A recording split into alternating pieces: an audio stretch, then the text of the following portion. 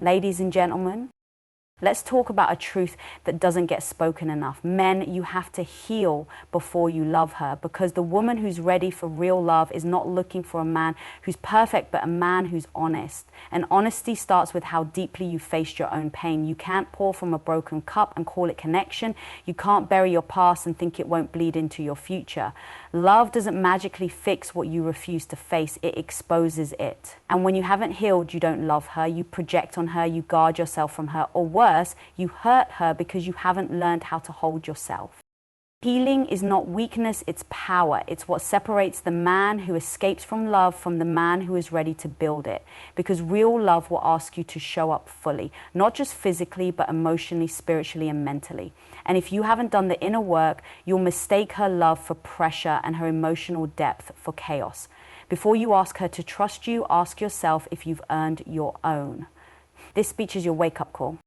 Unhealed pain becomes the pain you pass on. Healing is not a luxury, it's a responsibility. It's easy to think that if you don't talk about it, if you stay busy enough, if you just keep moving forward, eventually it will disappear. But emotional wounds don't vanish with time, they grow.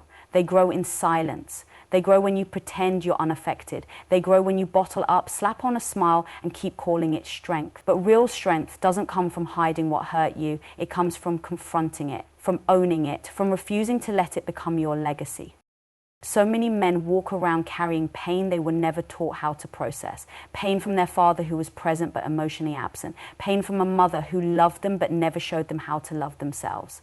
Pain from growing up in a world that told them to man up, shut up, and get over it. And so that pain becomes armor, it becomes detachment, it becomes anger or control or avoidance. It becomes everything love can't survive inside of.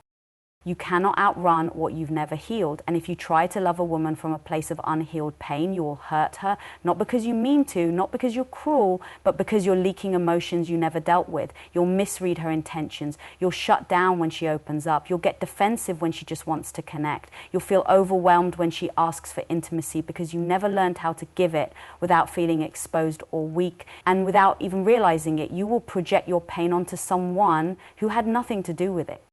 Healing is not about being broken. It's about being brave enough to stop pretending you're fine when you're not. It's about realizing that what you refuse to face will cost you more than you can imagine. It'll cost you peace. It'll cost you connection. It'll cost you the very love you claim you want, because love, real love, requires wholeness, not perfection, not performance, but emotional accountability. It requires you to know where your wounds are so you don't hand them to her like it's her job to fix you. Too often, men enter relationships thinking that love will save them, that a good woman will heal what life has broken. But she's not your rehab center. She's not your emotional punching bag. She's not the mother you never had. She's not here to teach you what you should have been taught about feelings, boundaries, and self-worth. That's your job. That's your work. And the longer you avoid it, the more damage you do to the people around you, including yourself. Unhealed pain shows up in the way you argue, not to understand, but to win. It shows up in the way you disappear emotionally the moment things get deep. It shows up in the way you criticize her for expressing feelings that mirror the ones you've buried. It shows up in the way you sabotage the very thing you've been praying for because you don't know how to receive it. And this isn't to shame you. This is to wake you up, to remind you that you are not the pain that happened to you, but you are responsible for what you do with it now. And healing doesn't always look like therapy or meditation retreats or reading self-help books. Sometimes healing is simply sitting with yourself long enough to feel what you've avoided for years. It's looking in the mirror and saying, I didn't deserve what happened, but I'm not going to let it define how I love.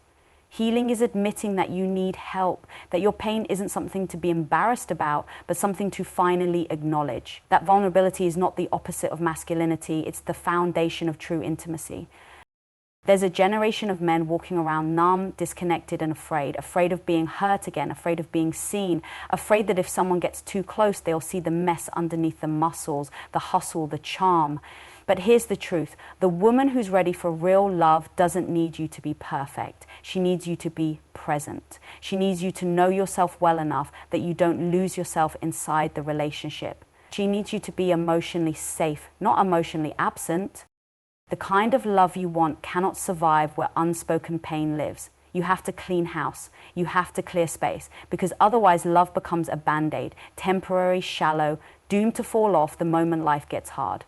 And if you're being honest with yourself, you don't want shallow, you don't want surface, you want depth. You want the kind of love that sees you, holds you, challenges you, softens you. But to be seen, you have to be willing to be real. To be held, you have to stop running. To be softened, you have to stop numbing. You cannot give what you don't have. If you don't love yourself, you will constantly question her love. If you don't trust yourself, you will constantly doubt her loyalty. If you don't feel worthy, you will constantly sabotage the relationship so you don't have to risk losing it. That's what unhealed pain does. It convinces you that love is dangerous, that closeness is a threat, that it's better to keep your distance than risk being hurt. And in that process, you lose the very thing you crave, connection. So here it is. Healing is not about fixing yourself. You're not broken, but you are layered. And inside those layers are stories, wounds, patterns that need your attention, not judgment, not shame, just truth. Because once you bring truth into the light, it loses its power to control you. And when you stop being controlled by pain, you become powerful in love. You start showing up with awareness, with compassion, with patience, with presence. You start loving not from fear, but from freedom. And the woman who's ready for real love, she's not impressed by what you own, how much money you make, or how alpha you are. She wants to know, can you sit with your emotions without blaming someone else for them? Can you communicate without shutting down or exploding? Can you honor her feelings without turning it into a threat to your ego? Can you stay present when things get uncomfortable? Or do you check out emotionally and call it needing space? These are the real questions. This is the real work, because love that lasts doesn't come from perfection. It comes from healing. And when a healed man loves, he loves with clarity, with depth, with security. He loves from a place of fullness, not fear. He doesn't just want her, he's ready to hold her because he's already learned how to hold himself. When you step into a relationship still bleeding from emotional wounds, it doesn't matter how beautiful, patient, or emotionally available she is, the love will struggle to survive, because love is not just about presence, it's about being emotionally available, mentally stable, and spiritually aware. And when you're still carrying the baggage of your past, the betrayal, the abandonment, the rejection, the trauma that was never processed, it becomes the lens through which you view everything she says, does, or feels. You're not responding to her, you're reacting from your wounds. That's not connection, that's distortion. You think you're protecting yourself by not getting too close. You tell yourself you're just being careful. You tell her you need space. But the truth is that space you're asking for isn't about her, it's about the pain you still haven't faced. Because when someone gets too close, it exposes the very thing you've spent years avoiding, that you're scared, that you're insecure, that you're still hearing the voice of the person who broke you, even when she's speaking love to you. And the tragedy is this: love could be standing right in front of you, ready to pour into you, ready to build something real, and you'll sabotage it. Not because you don't want it, but because you haven't made space for it. When your heart is full of fear, resentment, or unprocessed grief, there is no room for the depth of love you're craving. It's like trying to grow a garden in soil filled with broken glass. You might see some green shoot through, but it's going to hurt every time something tries to grow. Healing isn't just for you. It's for the connection you want to experience. It's for the safety you want her to feel around you. It's for the moments where she needs to cry and you're not triggered by her vulnerability. It's for the days when she wants to feel emotionally seen and you can actually meet her there, not with defense, not with avoidance, not with deflection, but with presence, with honesty, with empathy. That level of connection doesn't come from knowing how to say the right thing. It comes from doing the deep work within, so that love doesn't scare you, it grounds you. When your wounds are still open, every disagreement feels like abandonment. Every boundary she sets feels like rejection. Every emotional need she expresses feels like a threat. And instead of loving her, you find yourself trying to protect yourself from her. That's not love. That's fear in disguise. And fear builds walls, love builds bridges. Fear causes you to shut down. Love invites you to open up. But that invitation can only be accepted by someone who has done the healing to recognize the difference. Too many men confuse emotional detachment with emotional control. You think you're strong because you don't cry, because you don't need anyone, because you can bounce back like nothing happened. But that's not strength. That's survival. And surviving is not the same thing as living.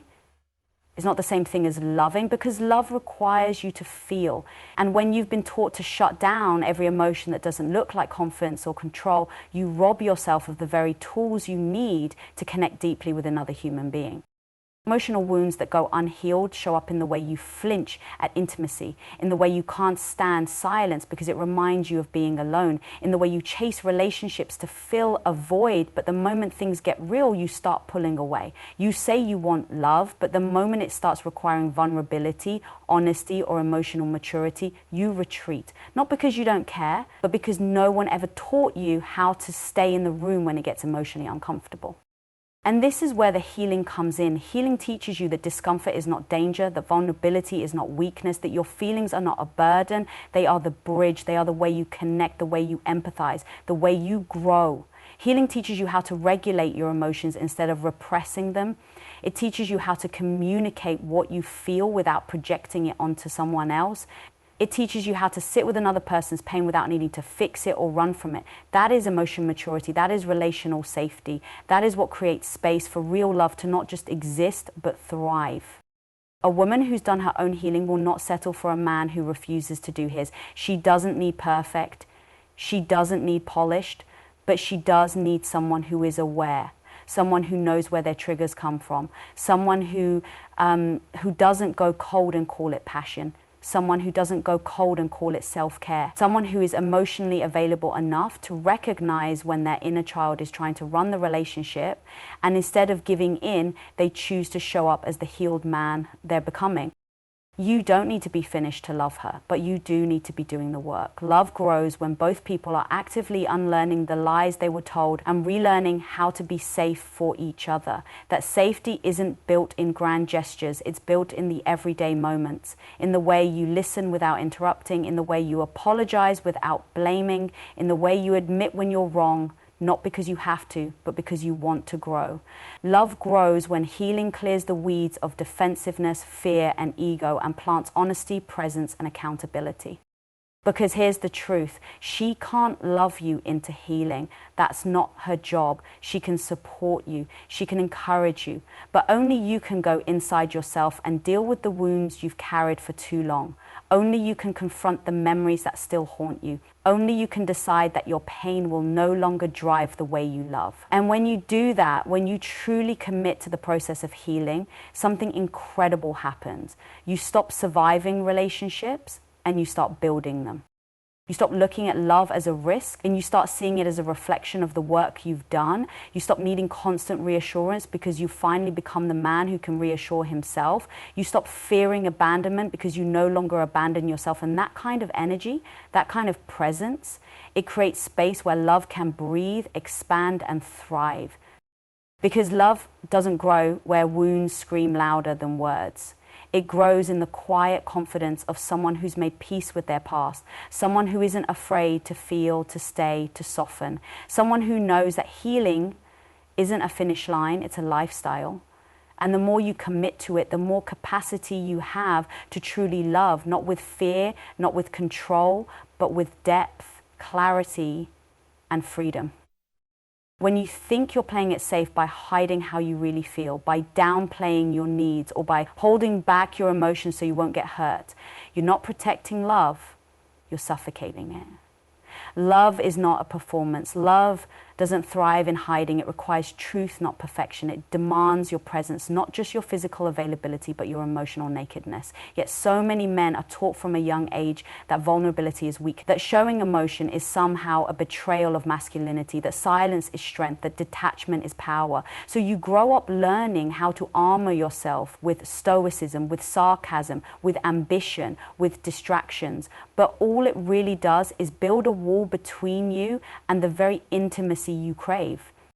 When you're not vulnerable, you think you're in control, but what you're actually doing is living behind a mask, and that mask doesn't just keep others from seeing the real you, it keeps you from being the real you. You can't selectively numb pain without also numbing joy. You can't pretend to be unaffected and then expect to deeply connect. Love requires emotional risk. It asks you to show up with your truth even when you're terrified of how it might be received. It asks you to speak what's in your heart, not because it's easy, but because it's honest. But how can you be honest when you've been told your feelings make you soft, when your tears have been mocked, when vulnerability has only ever felt like exposure, not liberation?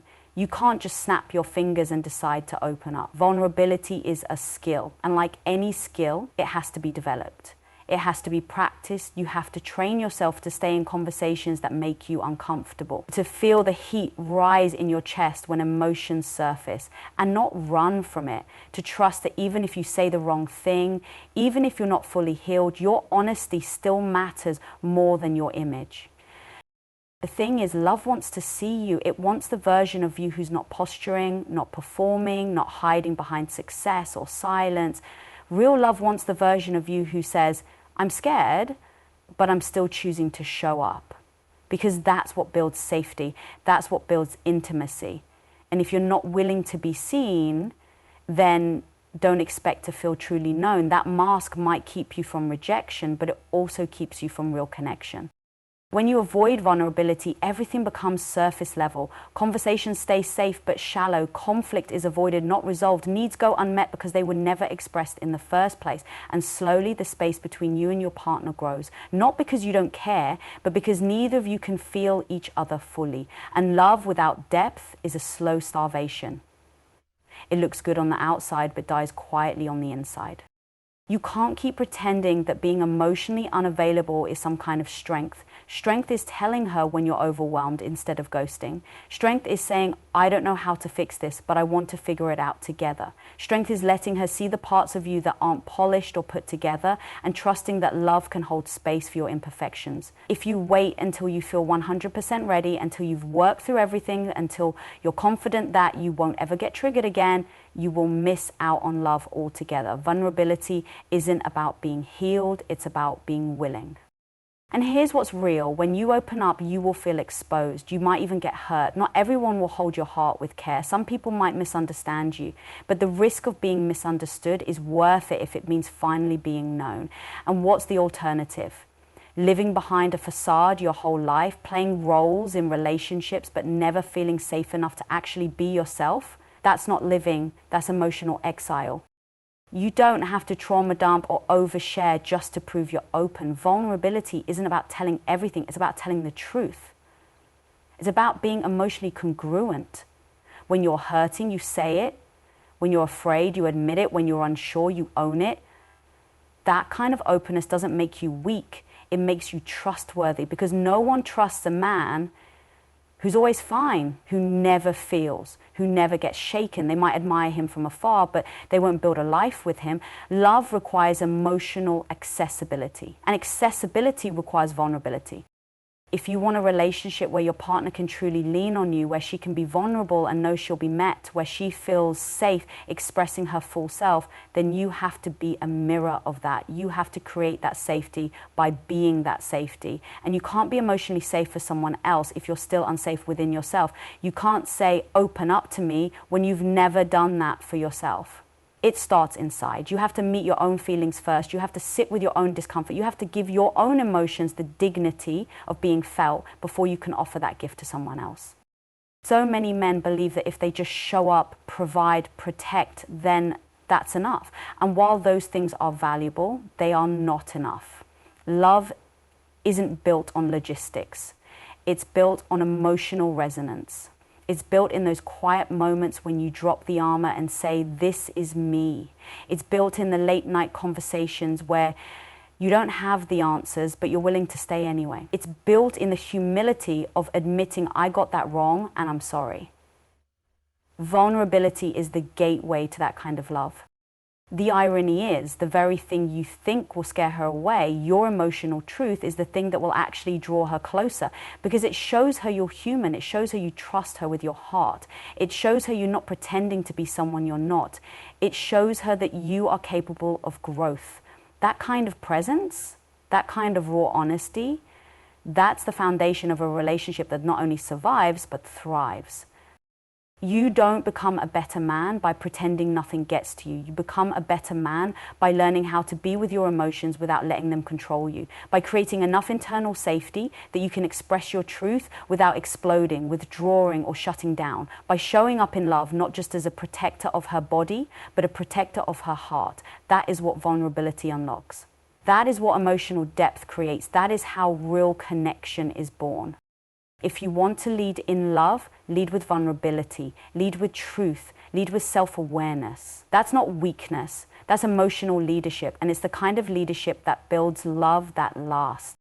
When a man steps into a relationship carrying unhealed pain, he's not just bringing love into that space, he's bringing ghosts, silent memories, buried anger, abandoned pieces of himself that haven't been tended to. And when those wounds haven't been faced, when they haven't been acknowledged, grieved, processed, and integrated, they don't disappear, they fester.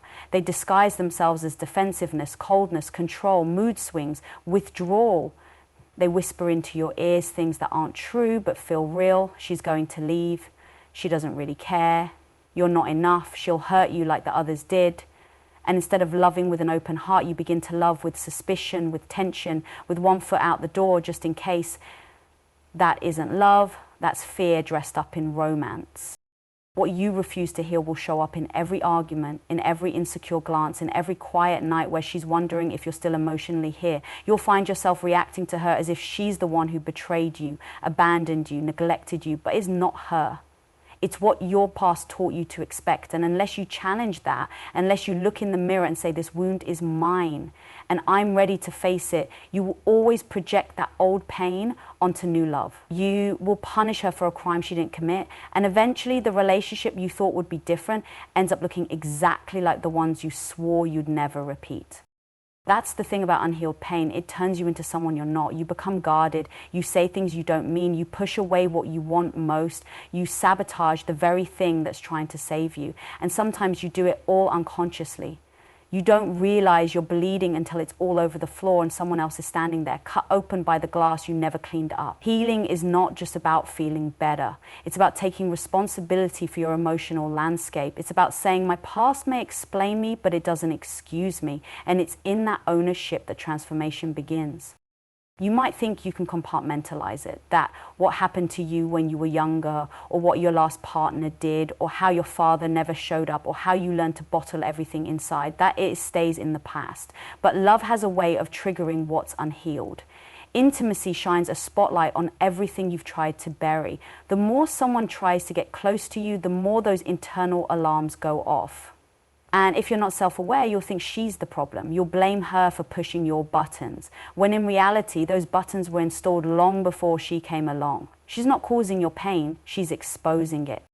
That's not a sign to run, that's a sign to heal, because love is meant to evolve you. It's not supposed to coddle your ego. It's supposed to stretch you, open you, confront you. But none of that can happen if you don't first make peace with the parts of you that are still in survival mode. You have to face the part of you that's still the little boy who felt unseen, the teenager who felt rejected, the man who was told to toughen up instead of speak up. That version of you doesn't need to be buried. He needs to be heard. He needs your compassion, your attention, your forgiveness, because until you give that to yourself, you'll keep demanding it from people who aren't responsible for your healing. And here's what's even deeper. Sometimes the most dangerous thing isn't the pain, it's how familiar it feels. You've lived with chaos for so long that peace feels foreign. You've been used to emotional shutdowns for so long that healthy connection feels overwhelming. You've been so conditioned to associate love with pain that when someone comes along offering consistency, presence, safety, you don't trust it. You sabotage it, you test it, not because it's wrong, but because your unhealed nervous system doesn't know what to do with real love. Healing is what rewires that. Healing is what teaches your body and your mind how to feel safe in love again. Healing is what allows you to receive love instead of resist it. It's not about being perfect before you enter a relationship. It's about being conscious, aware, accountable. It's about being able to say, this is what I've been through and this is how I'm working on it. It's about being open to therapy, journaling, reflection, books, hard conversations, whatever it takes to break the pattern. Because here's the truth. Repeating emotional wounds is not your destiny. It's a decision. And the moment you decide to do the inner work is the moment you stop the cycle. You don't get to choose what hurt you, but you do get to choose whether or not you let it define your love story. And the one you love, she's not perfect either. She's got her own scars, her own pain, but she's not your enemy. She's not there to rescue you or fix what happened before her. She's there to build with you. But she can't do that if she's always carrying the weight of your past. She can't keep being punished for what your ex did. She can't keep paying the emotional debt that someone else left behind. At some point, you have to say, I'm not going to bleed all over someone who didn't cut me. That's what being a healed man looks like. That's what being emotionally responsible looks like. This isn't about shame, it's about freedom.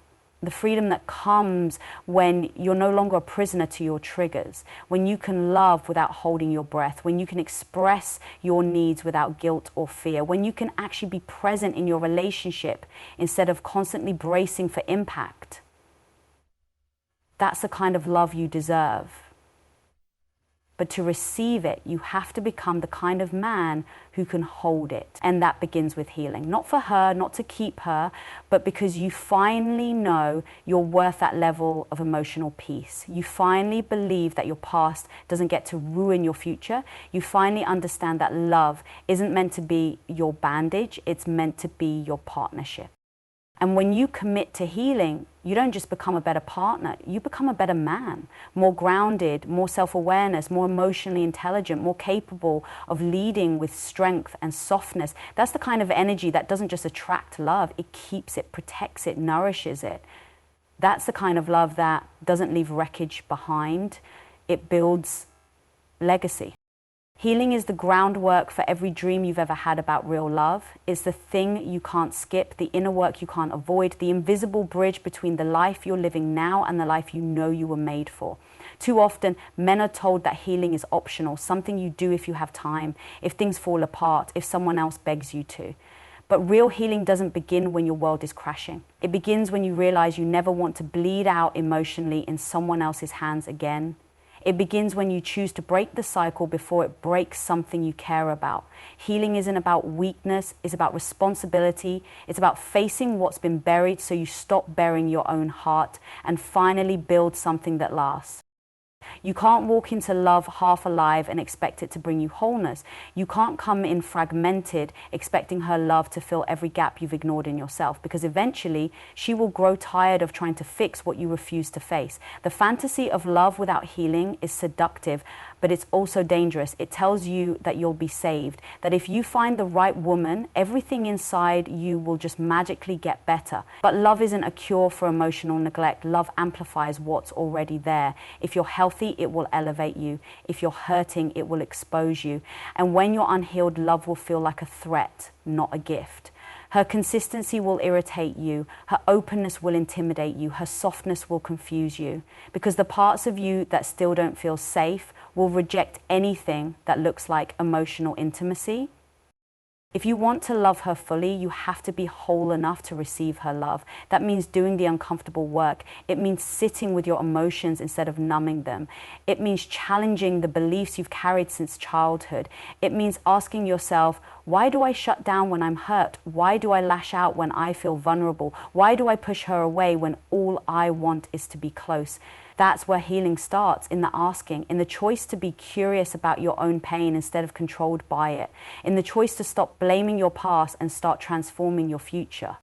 Healing isn't a one-time thing, it's not a moment, it's a lifestyle, it's a decision you make daily to choose awareness over avoidance, growth over comfort, courage over denial. It's waking up and deciding to break the emotional habits that protected you once but are now destroying your ability to love. Because unhealed men don't just hurt women, they hurt themselves first. They carry around guilt like armor. They drown in shame but call it strength. They sabotage peace because chaos feels more familiar. And they label it all just how I am. But that's not who you are. That's who you became trying to survive. And healing invites you to become who you were always meant to be.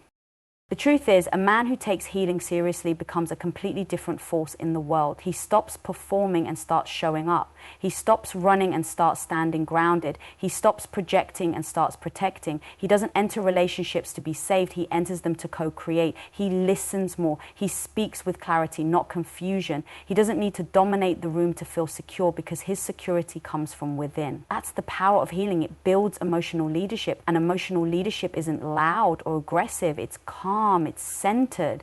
It's the kind of presence that makes a woman feel safe, not just physically, but emotionally and spiritually. It's the kind of love that doesn't burn her out.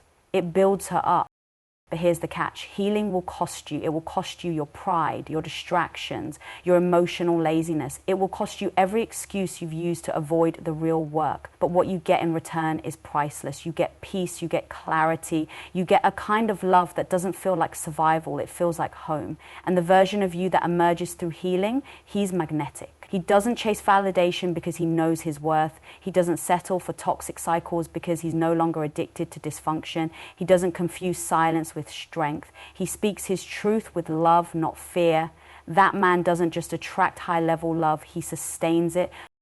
A healed man also becomes a cycle breaker. He's the one who changes the emotional legacy of his family. He becomes the father who teaches his son how to feel. He becomes the partner who creates safety instead of suspicion. He becomes the friend who models real vulnerability. He becomes the leader who no longer sacrifices his soul just to appear successful. And most of all, he becomes a mirror for the kind of love that changes lives, not because it's perfect, but because it's intent. That's what healing gives you. It gives your love purpose, direction, depth. You don't have to wait for heartbreak to begin healing. You don't have to hit rock bottom to realize your soul needs tending to. The bravest thing you can do as a man is to choose healing, to be proactive about your emotional wellness, to say, I may not have caused this pain, but I refuse to let it become my legacy. That's not just emotional intelligence, that's spiritual maturity. That's soul leadership. And the moment you choose that path, everything shifts. Your relationships change, your decisions elevate, your self-respect deepens because you're no longer living in reaction to your past. You're creating from a place of intention. Healing won't make you perfect, but it will make you honest. It will make you self-aware. It will make you powerful in the kind of way that doesn't need control. It's rooted in integrity. And when you show up in love from that place, you give her something rare. You give her a man who knows himself, who loves himself, who's done the work to not just love her, but to hold her, to lead her, to build a relationship that isn't built on emotional survival, but on mutual evolution. And at the end of the day, that's what every woman truly wants. Not perfection, but presence. Not performance, but partnership. She wants a man who's done enough healing to say, I see my wounds, but I won't let them speak for me anymore. A man who meets her in the hard conversations. A man who leans in when things get uncomfortable. A man who no longer mistakes silence for safety. That's not fantasy. That's what healing creates. That's what emotional discipline builds. That's what self-awareness fuels.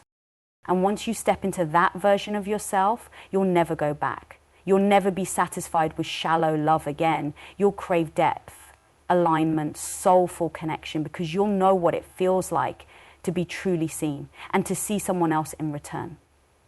That's the kind of love that isn't just remembered, it's revered.